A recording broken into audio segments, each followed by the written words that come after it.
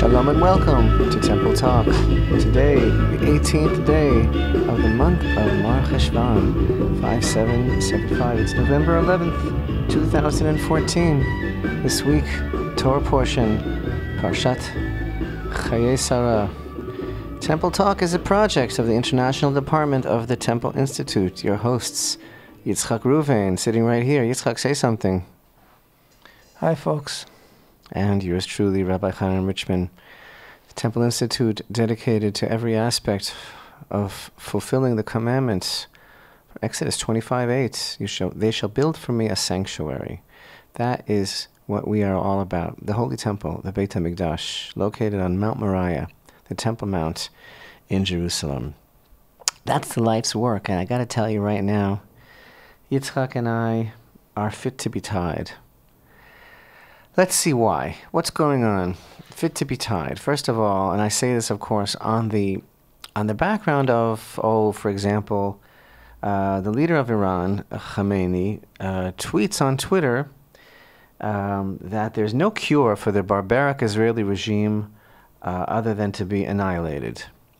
The United Nations decided that this is a fine time to get an investigation going into the Israeli airstrikes back past this summer in Gaza. And at the same time, we are witness to a surge of violence in Jerusalem referred to, for some reason, outside of Jerusalem. And outside of Jerusalem, too, as the silent intifada. Intifada meaning Arab uprising. Silent meaning...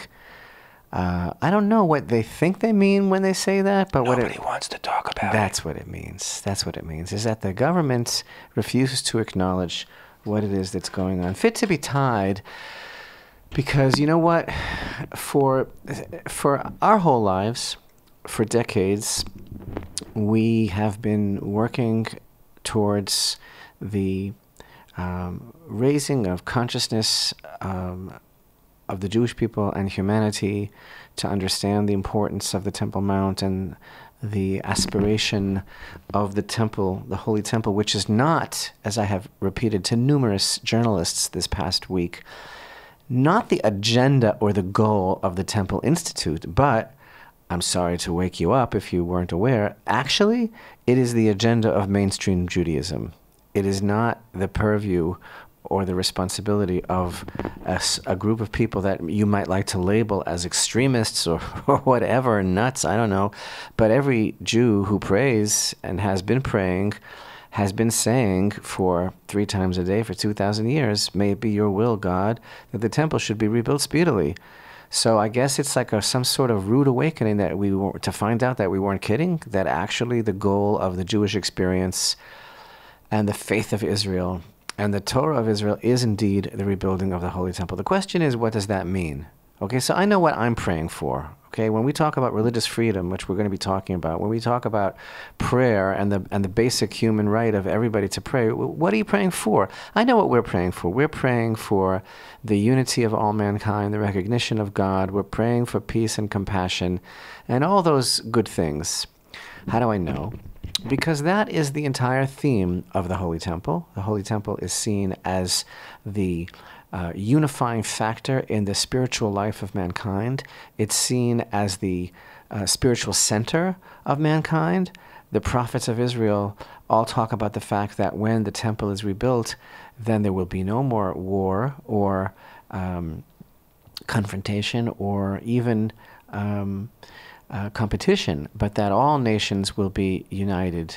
And so that's definitely what we're praying for. So I'm fit to be tied because there is some sort of, how do I describe it exactly? There's a thing going on where some people are saying, some leftists are saying, some commentators are saying, you know what? We don't want to be pulled into a religious war. The worst thing is we can't make this into a religious war. But the fact is, as far as I know, I don't know how to tell you this, but there is a religious war going on here, and it's been going on here for a very, very long time, and we didn't start it. But the fact is, everything is about everything that's going on in Israel is about this. It's a conflict of worldviews. It's what we call a clash of cultures, and it all comes to a head, really, when you think about what's going on now in Jerusalem. But before I digress, Yitzchak, did you want to put me back on track about something? No. I mentioned the Iranian danger. I just briefly touched upon it. I'm mentioning the United Nations hypocrisy. Did I mention the recent spate of terror in Jerusalem and outside of Jerusalem in the past 24 hours? 2 fatal stabbings here in Jerusalem, and of course the new style of intifada attacks, which is basically vehicular, driving over Jews wherever they may be, and of course it has its own theme song now, a very popular song in the Palestinian Authority, encouraging Muslims to drive over Jews. Also, a whole spate of cartoons celebrating this which the cartoons, style. the political cartoons that can be seen on the Facebook page of the head of the PA, Mahmoud Abbas, and to which he lends his support. The little terrorist that he is, drive over the foreign settlers. That's the whole thing here now. And of course, what is the government's response? The government's response to these horrible vehicular attacks is they have this idea that at the train stations where these things are happening, like the light rail in Jerusalem, they're going to put up these concrete barricades. And the concrete barricades will make it harder. Maybe they think it's going to make it impossible for Arabs to ram their vehicles into innocent crowds featuring babies, soldiers, women, etc. There's another directive that was issued by the police also, which is that all the police cars should drive around with their blue lights flashing, because that's going to be very calming for the citizenry, and it's going to be also some sort of deterrent for possible terrorists when they realize that there are police cars in Jerusalem.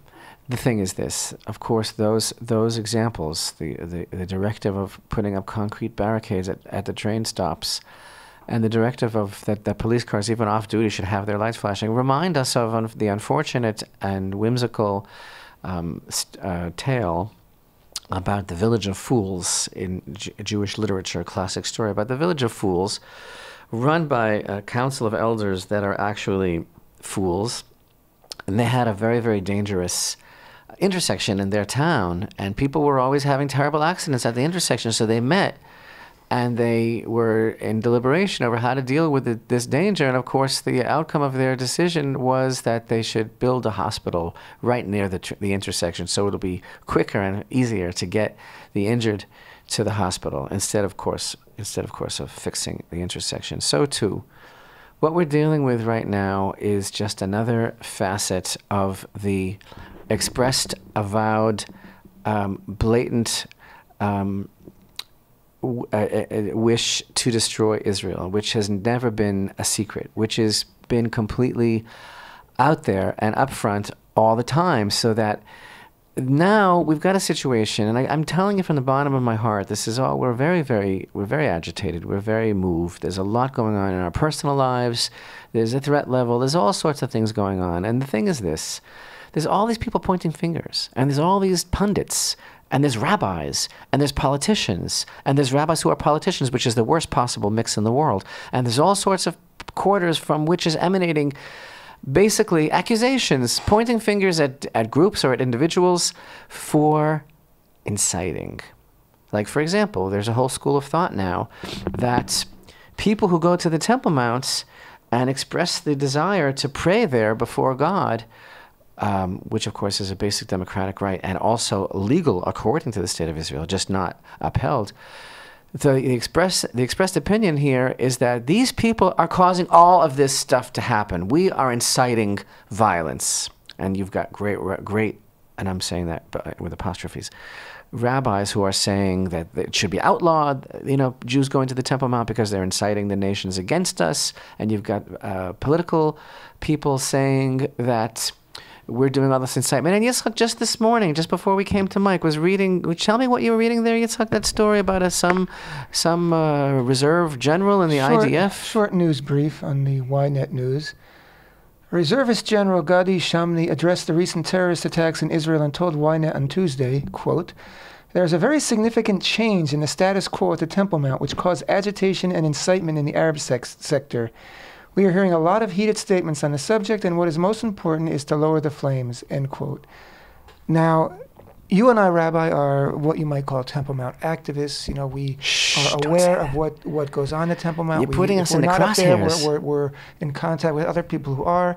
And as far as I know, there has been absolutely no change in the status quo. The only change that has happened in the past recent weeks concerning the Temple Mount is that Temple Mount activist Yehuda Glick was shot at from close range, an attempted assassination. He has survived, and his situation is improving daily. We're very, very happy to report.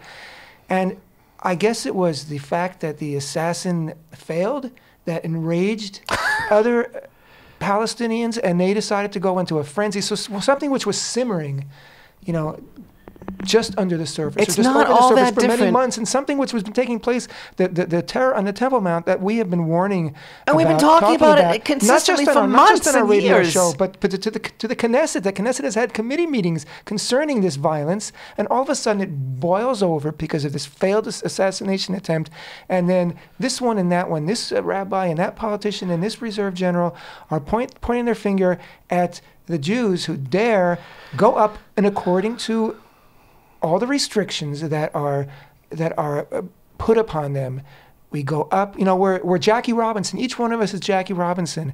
I'm assuming that many of you know what I'm referring to, but if you don't, Jackie Robinson was the African-American baseball player who broke the color barrier in the major leagues. And he was given instructions by his manager, by the owner of the team, you're going to have a tremendous challenge because everybody is going to scream at you and start fights with you and call you horrible names wherever you go, even your own teammates, and you're just going to have to suck it up and take it and not respond, because if you respond, then all hell is going to break loose.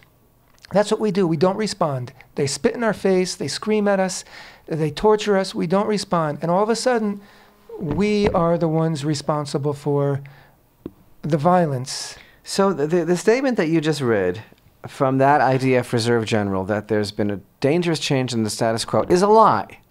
Because last week on Temple Talk, we defined for you, in fact, we dedicated much of the broadcast to what we call the myth of the status quo. And we explained to you that when the expression status quo is used in Israel, in the press, by government spokesmen, when we refer to the expression status quo regarding the Temple Mount, it refers to the illegal status, which is de facto in effect in the Temple Mount. That means that only Muslims are allowed to pray, while Jews and Christians are basically begrudgingly allowed to visit, as long as they do not express any religious sentiment, as long as they have no sign, as long as they have nothing with them and they're searched and they can't move their lips, etc. As Yitzchak mentioned, for months, for years, we're talking to you every week about what goes on in the Temple Mount, about the attempted attacks, about the groups of agitators that now recently in this past summer, the Israeli secret security services, the Shabak,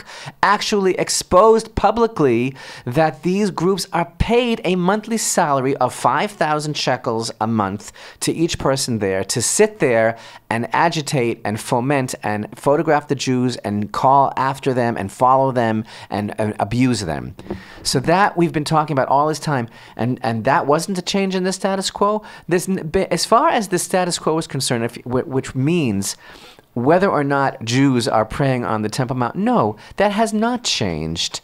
Nothing has happened. The only visible change in the entire chessboard regarding the Temple Mount, as Yitzchak mentioned, the only thing that's changed drastically recently is the fact that there was an attempted assassination against a prominent temple activist. He was gunned down, and thank God he survived, and thank God his situation is improving slowly. And that was the change. But the fact is, What's going on now in the press is that those that are peacefully advocating for prayer on the Temple Mount, and by the way, when we're talking about prayer on the Temple Mount, we're not saying to the exclusion of Muslims. All we're asking for is the right to be able to pray. But those are the people right now that have somehow become the pariahs of the nation the past few weeks. And a statement like the one Yitzchak just read from this nobody who's called an IDF reserve general, who's spouting some statement that doesn't even make sense because it's not even true. And all these fingers that are being accused here, they have made the temple activists into public enemy number one. We are the one that's agitating everything. Do you know that there are people that are saying that the reason that there are people that are being run over and stabbed in Jerusalem now is because people are going up and disturbing and inciting on the Temple Mount, and and the furthest thing. That's the furthest thing from the truth. But let's analyze the whole situation. First of all, I find it more than ironic. I find it absolutely powerfully, symbolically, serendipitously, just utzmati, powerful. What is the word? Not irony. It's just so perfect that all this is taking place in the month of Cheshvan. That there is more spotlight being shown on the travesty of justice that takes place at the Temple Mount and the inequality of how non-Muslims are treated, and the danger of Muslim fundamentalism and the religious war that's been going on here for so long that people are trying to ignore. This has been come to the surface now and is spotlighted and is understood more and is being spoken about now during this month of Mar Cheshvan than it has been in the recent living memory, and in the merit of the dive that Yehuda arbitrarily took, and we wish him well and are praying for his recovery. Rav Yehuda Yoshua ben Ita Brinda, and thank God he seems to be doing much better.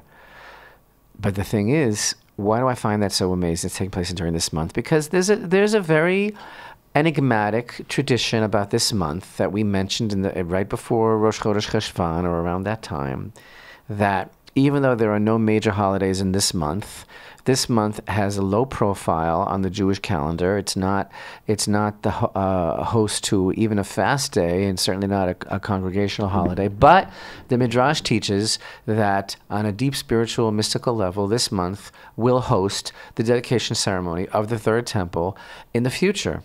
So maybe that spirit is so coming alive in Israel now on some level. Maybe it's being so activated. Maybe it's really bubbling to the surface that the powers that be and that the forces that are laid against it are so nervous because they're feeling that the time is really coming when the nation of Israel is waking up. And I believe that really is happening. We see that all around us. Maybe that's what this all means. And not only that, not only is all of this going on during the month of Mar Cheshvan, but pay attention that this issue, the Temple Mount issue, which is the issue, this is not just another issue. This is the heart and soul of the issue of the identity of the Jewish people, the future of the nation of Israel, the future of the land of Israel, and yes, the future of every listener, because it's the future of all mankind, no matter who you are, because this is the birthplace of Adam Harishon. The place of the altar on the Temple Mount is the birthplace of Adam, the first man, and the ultimate spiritual rectification of the relationship between God and man is totally dependent on that place, what happens at that place. Like we said last week in our video teaching, that Avraham named the place after the binding of Yitzchak, Hashem will be seen in this mountain. And the thing is, pay attention to the fact that during this time, the parshiot of the Torah that are being read are the formative parshiot of the nation of Israel, right? This week, Chayei Sarah, it's all about the eulogy and the burial of Sarah Imenu, of Sarah, our matriarch, and the acquisition of the tomb of the patriarchs, the tomb of the double cave in Hebron, which is one of the three places about which the Torah testifies that we actually own, that we paid for, and all the significance of that place that's so deep, that's the entrance to Gan Eden, and why Avraham wanted that place, and the tikkun of Adam Harishon, and everything that we learn about life through the concept of the death of Sarah, that this is the first time in the Torah that someone's eulogy is mentioned, that someone's burial is mentioned specifically, and all the things that we learn about the sanctity of life in this Torah portion, and of course the rest of the parsha talking about the acquisition, the identification of a wife for Yitzchak, that is to say Rivka, and her qualities and her attributes, and everything that our sages write, voluminous commentaries about who Rivka was, what type of a house she came from, and what type of person she was. It's all underlying between the lines of the amazing story about the water, that Eliezer knew that this is the one because of her attributes and what to look for in a person. These are the Torah portions that are the foundation of the nation of Israel for all time. And you know that there's a concept that we speak about every year, that when we're reading the Torah cycle, it's happening right now. This is so formative right now. So all that's going on now in the background is just so incredible. So there's a lot going on that we want to talk about. Are we public enemy number one because we want to be able to pray on the Temple Mount? Are we causing this not so silent intifada? Are Jews praying on the Temple Mount the reason why other Jews are being stabbed and run over? Is it true what the comments that were made yesterday at a conference where Israel's ambassador to Jordan said that the incitement and danger on the Temple Mount is endangering every Jew in the world, and that we're endangering the peace treaty with Jordan, which, by the way, the peace treaty with Jordan calls for the free access of all the monotheistic faiths at the holy places in Jerusalem. So neither Israel nor Jordan are upholding that treaty. But what are they trying to say? Are they trying to say that the fact that we are pressing for our religious and democratic and civil rights that are guaranteed us by Israel, and in fact, Netanyahu says, yes, it's the holiest place in the world for the Jewish people, except you can't pray there. Is it true that we are the cause for this? And there are even rabbis, and I want to talk about this when we come back after the break, who are saying that the Jews that are going up to the Temple Mount are the worst thing in the world, and they are disgusting, and they are a weird extremist group, and they have to be stopped because they're inciting against the Gentiles. Actually, I thought that the Torah teaches us that we're supposed to be tall and proud and live like Jews and be willing to fight for what we believe in and fight for this land. And my rabbi taught me that that's what a Jew is supposed to be. I didn't know that this is a Woody Allen film. I didn't know that we're supposed to be so concerned, bent over backwards, what will the Goyim say? I didn't know that the whole thing here is that by my wanting to pray to Hashem and give him honor and show him proper reverence at the site of the temple, that I was inciting the Gentiles. It seems to me that Jewish existence, and in fact the establishment of the state of Israel, and the fact that we're here right now is what's inciting the Gentiles against us. Not the fact that we want to pray, but the fact that we are alive. Anyway, mull over these things during this break, and don't move, because it's so important that we get to the bottom of what's going on the Temple Mount in Jerusalem. Stay with us. We'll be right back. Temple Talk.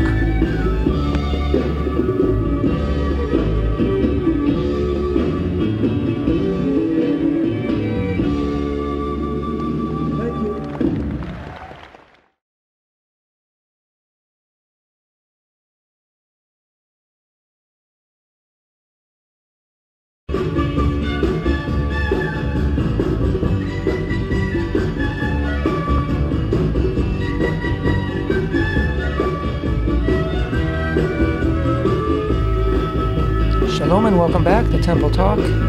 Today is the 18th day of the month of Mar Cheshvan, 5775, the 11th day of November 2014. Rabbi, last week we read Parshat Vayera, which ended with the Akedah, with the binding of Yitzchak, of Isaac, on Mount Moriah, on the same controversial parcel of land that God called Avraham to. And this week's Parsha, Chayei Sarah, also concludes on that same parcel of land, because we're taught that when Yitzchak was walking and meditating in the field, that field was actually Mount Moriah. And that's where he was when Rebecca, his new bride, first rode up as part of the entourage with Eliezer, Abraham's servant. And that's where they first saw one another and met. And it says that that Yitzchak loved her at first sight, and brought her into his mother Sarah's tent. Now, there are rabbis today that are repeating an old canard, I might say, and that is, the Temple Mount is holy, stay away from it. We can't go there, it's holy. We're not supposed to get involved with that stuff.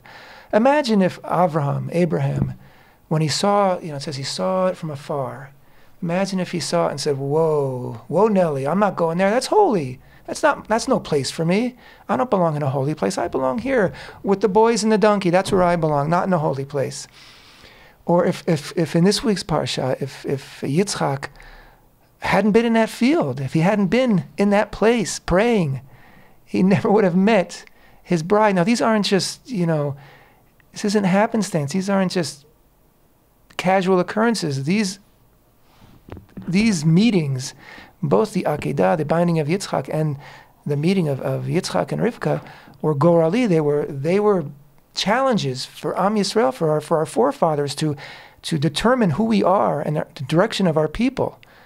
If these occurrences hadn't happened where they happened, and they could only have happened in those places, in that place, which is something we discussed last week, we wouldn't be here. There would be no relationship between the people of Israel and the God of Israel, because we wouldn't be here.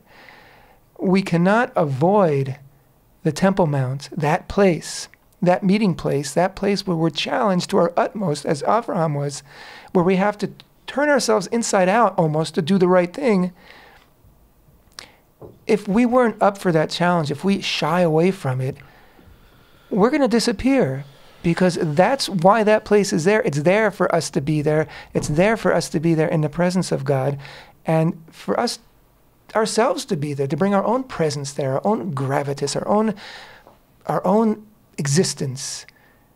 The nation of Israel, exists very vicariously and ephemerally without a connection to the Temple Mount. We have to have that connection. If we shy away from it, if we back off, if we say it's too holy, or we're inciting against the Gentiles by being there and wanting to pray, we're history. We're history.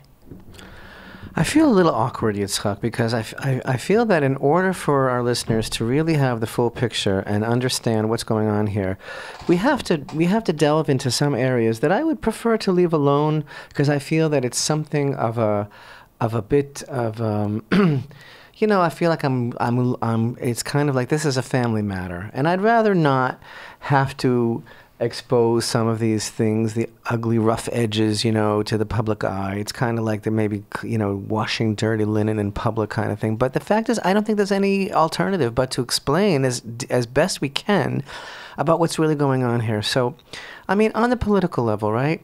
You've got people like the prime minister who has his considerations. We spoke about that last week, the whole bizarre relationship with Jordan, other considerations, and I don't know what game he's playing or which wedding he's trying to dance at, because he can't dance at both. So he goes and he issues a statement. Well, he acknowledges that it's the only holy place for us, but we'll have to forego praying there right now because there are greater considerations. Now, then you've got other politicians like Avigdor Lieberman, who is the party boss of the dislikable, and I say that diplomatically, he's the man that we love to hate, Yitzchak Aharonovich, the Minister of Internal Security, whom you and I, and many, many other people feel is personally responsible for the deteriorating security situation and many other shams and hypocrisies. And Lieberman goes and says, and he goes and criticizes people like Moshe Feiglin and Miri Regev, and he says, this is manipulation. This is cynical manipulation.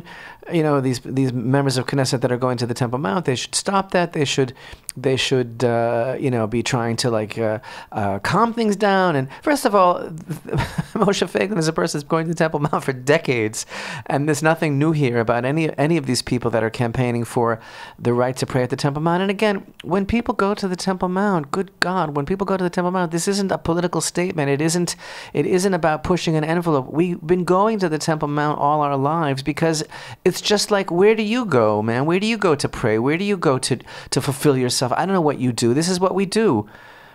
I don't go to the Western Wall, if I can help it, simply, with all due respect, simply because it's not where my fathers prayed. My fathers prayed on top. The place that God wants to see us is on top, not at the wall that separates between him and me, not at the borderline, not at the place where we have been relegated because of the circumstances of history and because of the decrees of the Gentiles. We're supposed to be on top. That's the holy place. So that it's a very natural desire to want to be there. But the thing is, so on the political level, it's being portrayed as some kind of, I don't know, between insubordination and incitement, until it's being called practically like mutiny against the government or something, that people want to go to the Temple Mount. And that's bad enough. That's bad enough because, again, what I need to stress here is the fact that, well, our argument with these authorities is, what do you think the Jewish people are all about? What is it that we're doing here? I mean, we are part of society. We are a major contribution to society. We are in the IDF. We are in government. We are in every aspect that is building the society of Israel. Are you going to call us, messianic extremists because we inject the presence of Hashem into our everyday life? Are you going to call us, religious fundamentalists because we believe in the destiny of the Jewish people and Israel's responsibility to bring light to the world? So there's a problem then, if that's the issue. And yeah, maybe there is a problem because we have a diametric difference in what we believe is the purpose of life. But the problem gets even more difficult, and the one that I was referring to when I said I feel a little awkward, is when it comes to pronouncements that are being made by religious figures, Yitzchak. And we're getting inquiries, and people, good friends and followers on our Facebook page, and students and listeners are all appealing to us. Could you explain what's going on here?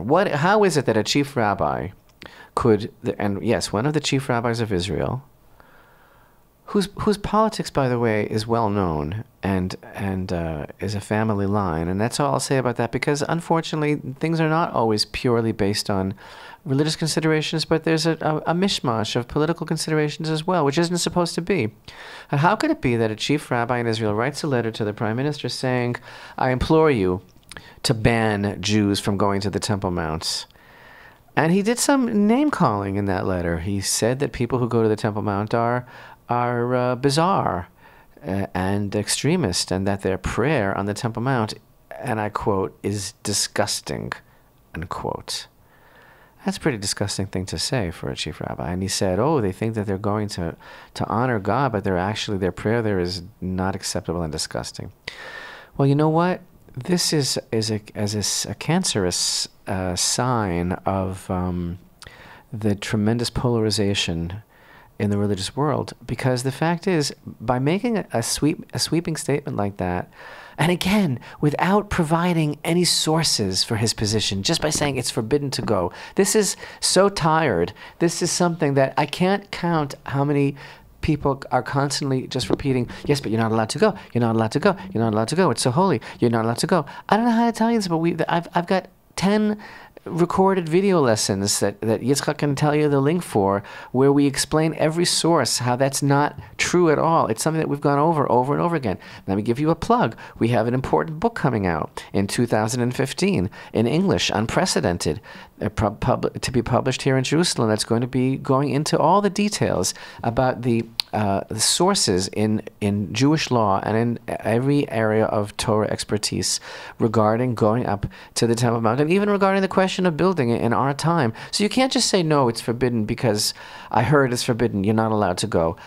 Because when you make a statement like that, you are casting in a bad light, and you are speaking ill of many great prominent rabbis today who might not be of your political persuasion, but they do go, and they encourage their students to go. Great leading figures that are geniuses, that are authorities, not to mention Maimonides, whose aliyah we celebrated this month. Remember the 6th day of Cheshvan. In fact, it was right immediately following the conference celebrating the 849th year of the anniversary of the Rambam's Aliyah Tarabaya that Yehuda Glick was shot.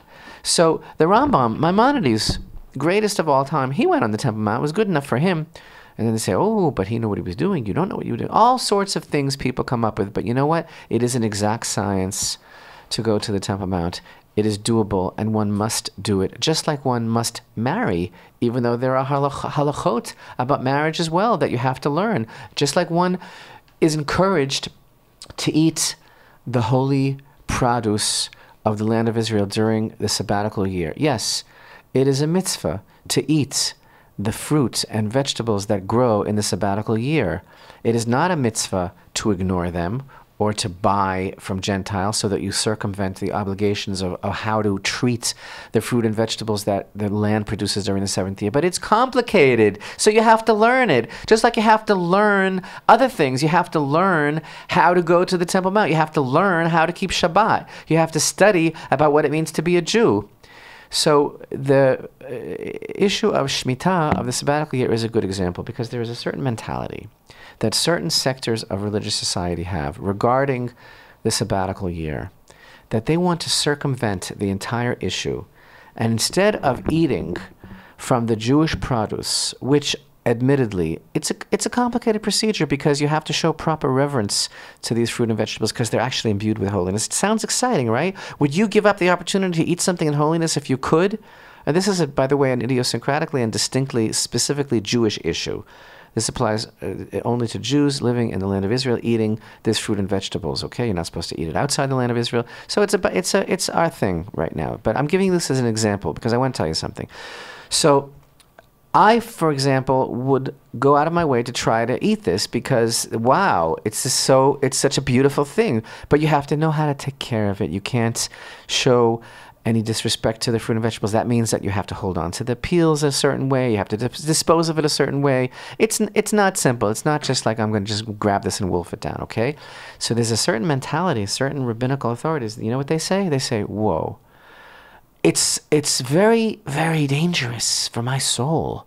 I might do this wrong.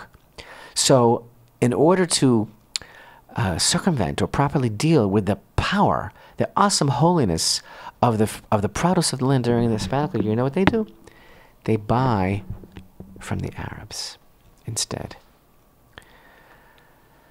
So how anybody can do that when our beautiful Jews, young and old, are being stabbed in the neck and murdered all around us and run over and all this kind of stuff, how you can support the terror families and how you could stomach that and eat it and think that you're being super pious because you're showing God proper reverence, I don't know. But the same mentality, the same rabbinical circles that say that that's how they want to deal with the Shemitah, the sabbatical year issue, so they also say, like Yitzchak was saying, no, it's too holy. We're not going to go to the Temple Mount. We're going to wait until God does such and such, whether until God brings the temple down from heaven, which we fervently, adamantly, zealously believe is fictitious and not an authentic Jewish concept that a building is going to come down from heaven, but rather that we have to build it. Okay, so they believe that. They believe the Temple Mount, like Netanyahu said, it's so holy. Whoa, it's so holy. But these rabbis say, yes, it's so super holy, but you can't go there now. But they won't tell you why or how they know that, and they just say that we will avoid it altogether. And then they go and they put another thing into the mix, which is if that wasn't bad enough, because they make it sound as if rabbis who do go there don't know what they're doing, when in fact they know exactly what they're doing. They know exactly where to go. They know exactly how to act there. There are huge volumes that have been written about this. It's there if you want to know it, and you're not allowed in Jewish law to just say about people who do something, well, they're doing the wrong thing. You have to show me why. And you're not allowed to just say about something, well, that's forbidden. You have to prove why. You have to bring sources, right? But if that wasn't bad enough, then they go and they say, and there's another reason why they shouldn't be going. Not just because it's forbidden to go, which it isn't, but they say it's forbidden to go because we're inciting the Gentiles.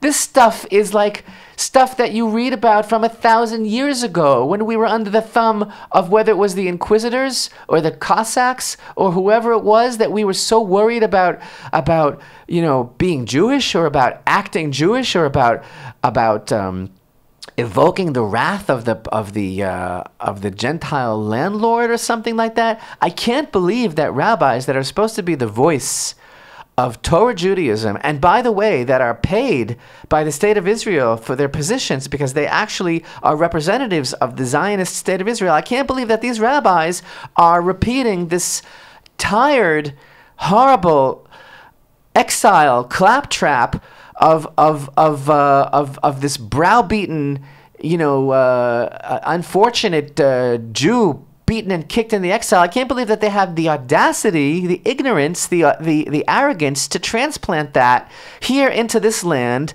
the land of our redemption, the land of the promises, the land of the covenants, as we're reading in these Torah portions about Avraham Avinu and about Sarah and about Mount Moriah. I can't believe that they're going and they're repeating these things as if this is normal, as if they're representative of the Jewish people, as if this is the way to look at things. So between the people in the government who don't know between left and right because they have no Jewish values and because they are on a collision course with Western,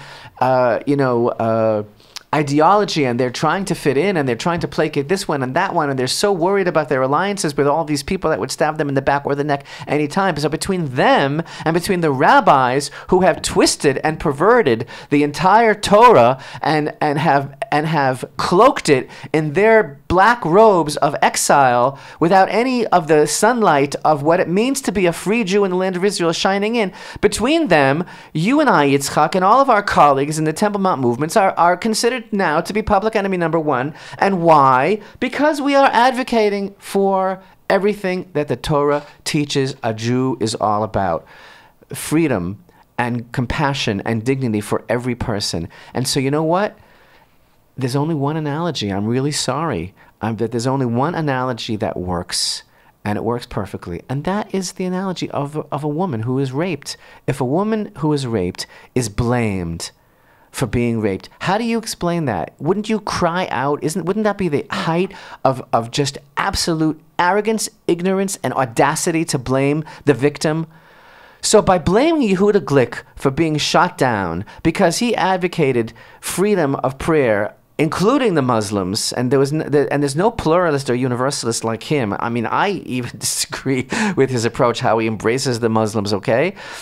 And so if he's the victim, if we're all the victim because we are simply doing what the Torah requires us to do, I mean, we have very few friends left because the government thinks that we're public enemy number one. And the rabbis, these particular rabbis in question, believe me, there are still wonderful, beautiful, upstanding, holy, righteous rabbis that are in favor of ascending the Temple Mount, our rabbis. But there are these other rabbis who are saying, oh, these people are the whole problem. They're the whole problem. They're inciting the goyim against us. They're doing a terrible, forbidden thing. How dare they go up on the Temple Mount? How dare we go up on the Temple Mount?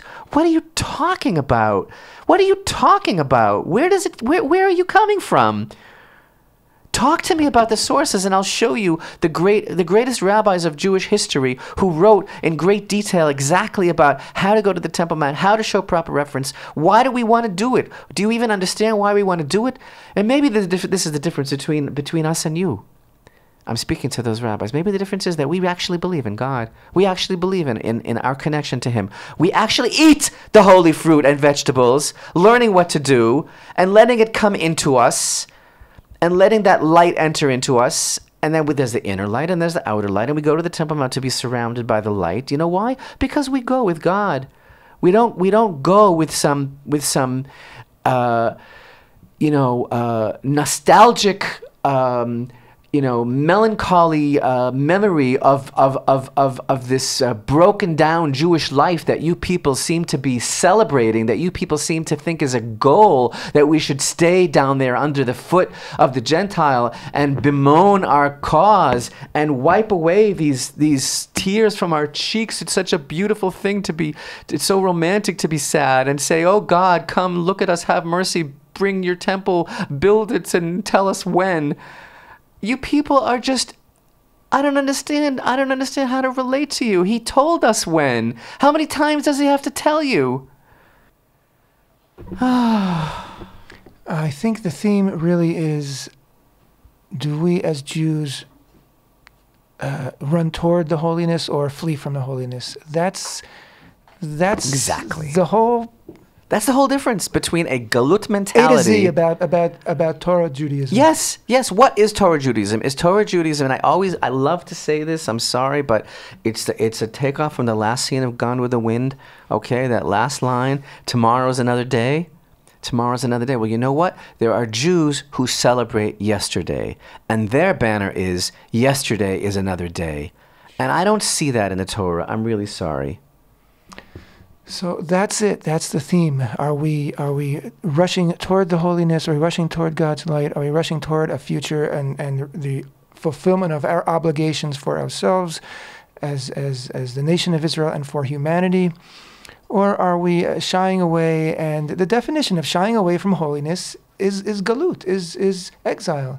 And the definition of approaching and rushing toward and embracing holiness and being part of that is redemption. That's what those words mean. So again, the Temple Mount is the absolute perfect, not only is it the perfect reality, but it's the perfect metaphor for all that we are struggling with. And we're so traumatized. We're like damaged goods, you know? It's like we're tippy-pittied. We've been through so much. We're so scarred. But you know what? If somebody knocks you down into the gutter and he's holding you down, and then his hand is on your face, but then he lifts his hand up, he walks away, guess what? You're allowed to get up. You're allowed to walk away. The Temple Mount is calling to us to come home and to straighten our heads out and to really live as Jews and start to bring the light of Hashem back into the world. That's our job, not to cower in the corner and hope that they won't hit us again. So we're in the thick of it. We're in the thick of history. We're in the thick of prophecy being fulfilled. We're in the thick of approaching and manifesting our destiny and fulfilling our obligations. You know, Rabbi, it only gets better from here. You know, it's exciting times. So thanks for being with us on this Temple Talk, and be sure to be with us next week because it's just going to get more exciting. Temple Talk.